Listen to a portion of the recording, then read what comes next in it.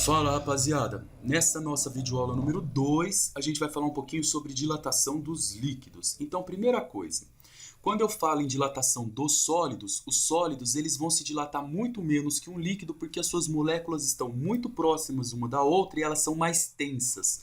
Então, quando elas sofrem um aquecimento, elas têm menos forças para poder, são mais pesadas, elas têm menos forças para poderem aumentar ou para se dilatarem. O líquido não. O líquido ele tem essas moléculas menos tensas, então elas se dilatam mais facilmente.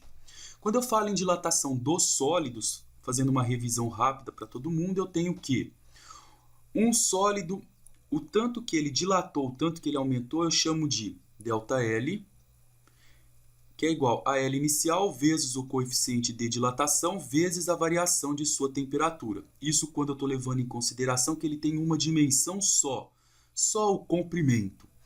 Agora eu não estou falando nisso mais, vamos supor que eu tenho uma placa de metal, então eu estou falando em área. A área ela depende da área inicial, do coeficiente de dilatação que a gente chama de beta, e lógico, uma coisa só aumenta, só dilata quando tem variação de temperatura. Se eu não estou levando em conta uma dimensão ou duas dimensões, eu estou levando em conta as três dimensões, ele está sofrendo variações nas três dimensões, na largura, no comprimento e na altura. Então, eu estou falando para vocês em volume. Um volume, para ele variar, é volume inicial vezes o gama vezes a variação de temperatura. Professor, mas qual a relação entre alfa, beta e gama? Para quem não lembra, olha a relação aqui, ó. O nosso beta é 2 vezes o alfa. O nosso gama é 3 vezes o alfa. E toda vez que eu falar para vocês em líquidos, vocês vão usar sempre a fórmula do volume. Porque todo líquido, ele sempre assume o volume onde ele se encontra. Então, você coloca água numa bacia, ele vai assumir o volume da bacia. Então, se ele aumentar, ele vai se aumentar, ele vai dilatar dentro desse volume. Então, falou em líquido, moçada, olha aqui, ó. Eu tenho que lembrar que tem 3 tipos. Vamos fazer uma revisão rápida aqui, ó. Primeiro, eu tenho aqui uma chaleira no fogo, fica mais fácil de entender. E ela está com um determinado líquido aqui dentro. Aí eu venho aqui e coloco fogo nessa chaleira. Ela começa a aquecer. E esse líquido começa a subir, ó. Ele sobe, sobe, sobe até aqui. Isso foi o que ele aumentou. Essa variação que ele aumenta até aqui em cima é chamado de variação do recipiente. Então, para eu achar essa variação, quanto ele aumentou sem cair no fogão, a variação do recipiente é o volume inicial dele, que é esse cara aqui, vezes o coeficiente de dilatação, vezes a variação de temperatura. Agora, ó, muito cuidado. Toda vez que eu falo para vocês que ele só aumentou até chegar na borda, mas não extravasou, eu estou falando então variação do recipiente. E a variação do recipiente, ela depende apenas do material que forma o recipiente. Essa constante aqui, ó. Então, a variação do recipiente, ela depende apenas do recipiente. Então, eu vou usar isso daqui, ó.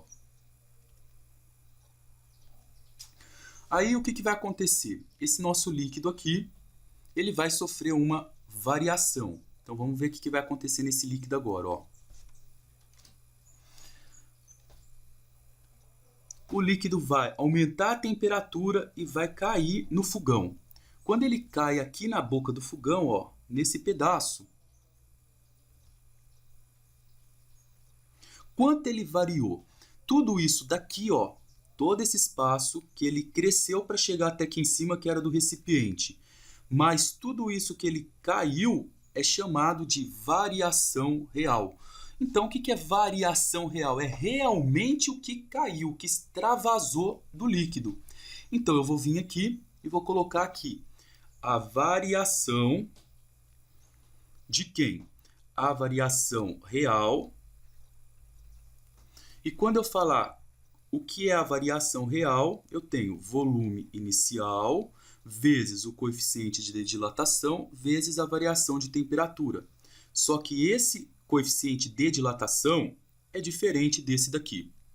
Esse de baixo agora, quando for real, ele depende apenas do líquido. Então, aqui eu vou pôr do líquido. É isso que a gente não pode esquecer, ó. E aí, para finalizar essa parte, vamos supor que eu quero saber só o que caiu aqui no fogão, só essa parte aqui, ó, do líquido. Não mais o que variou, o que subiu e o que caiu. Isso aqui a gente chama de aparente. Olha o nome, ó, tem todo sentido. Pescar a ideia, moçada? Aparente, aquilo que parece ter acontecido, mas não foi o que aconteceu. Parece que caiu tudo isso, mas não caiu, né? Caiu, subiu tudo isso daqui. Ele não dilatou só isso que está de verde. E a variação aparente, ela é o volume inicial vezes o coeficiente de dilatação vezes a sua variação de temperatura. Só que esses três coeficientes são diferentes nesses três casos. Quando eu estiver falando do aparente, ele depende tanto do líquido, do coeficiente do líquido, quanto do recipiente, que é o sólido. Então, ele depende desses dois aqui, ó.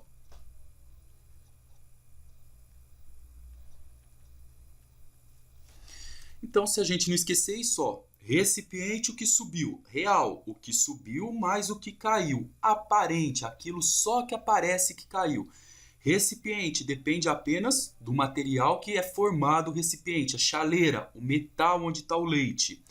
Real depende apenas do líquido, realmente o que caiu, o que variou do líquido, o que subiu mais o que desceu. E o aparente, lembra que é o mais complicado, ele depende dos dois coeficientes. Agora vamos à correção dessa atividade. Vamos pegar primeiro todas as informações. Um recipiente a uma temperatura de 0 graus Celsius, tem capacidade de 1000 centímetros cúbicos, está completamente cheio de glicerina. Então, moçada, olha aqui. Eu tenho um recipiente aqui. Esse recipiente ele está cheio de glicerina, ele está aqui, ó, lotado até em cima.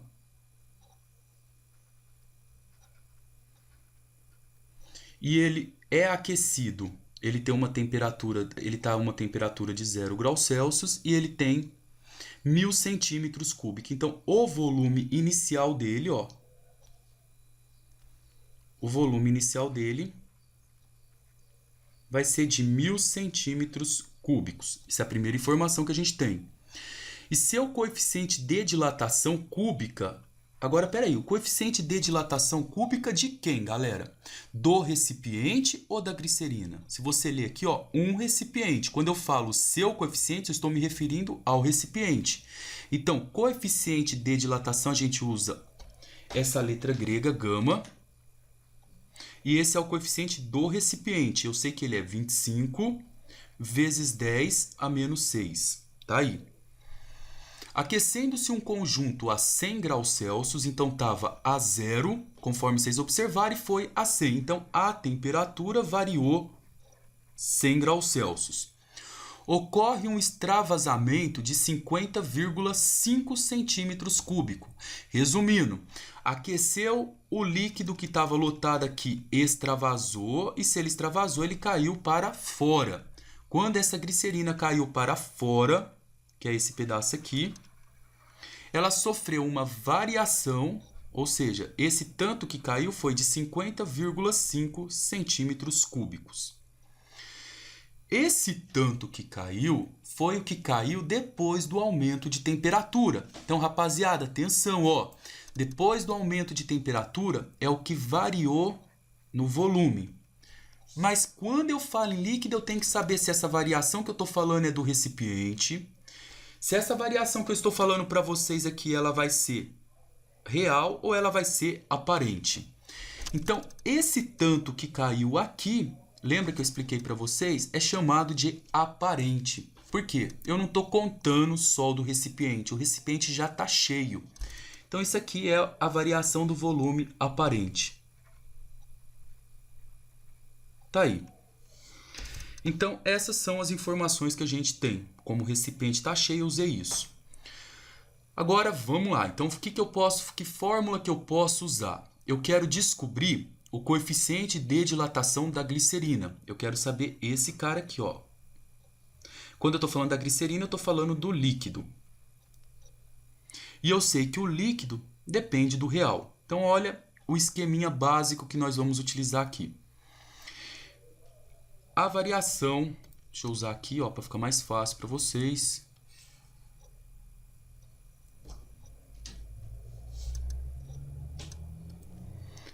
Eu vou pegar, eu tenho a variação aparente, vou usar ela aqui. O que variou no aparente é o volume inicial vezes o coeficiente de dilatação aparente vezes a variação de sua temperatura. Esse líquido variou 50,5. O seu volume inicial é de 1000, que é o volume inicial que está aqui. Eu não tenho o coeficiente de dilatação aparente, porque o coeficiente de dilatação aparente ele depende dos dois, ó, do recipiente e do líquido. Então, eu não tenho esse cara e eu sei que a variação de temperatura foi de 0 a 100 graus, que é isso daqui. Nós queremos encontrar esse cara. Eu isolo ele. Esses dois, o 1000 e o 100, está multiplicando, passa dividindo. E quem vai em cima é o 50,5. Então, a variação aparente é igual. Faz essa divisão na calculadora. Isso aqui vai dar 5,05 vezes 10 elevado a menos 4 graus Celsius a menos 1.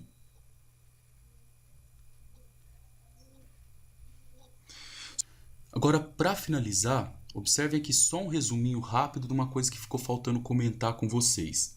Aqui eu tenho um recipiente.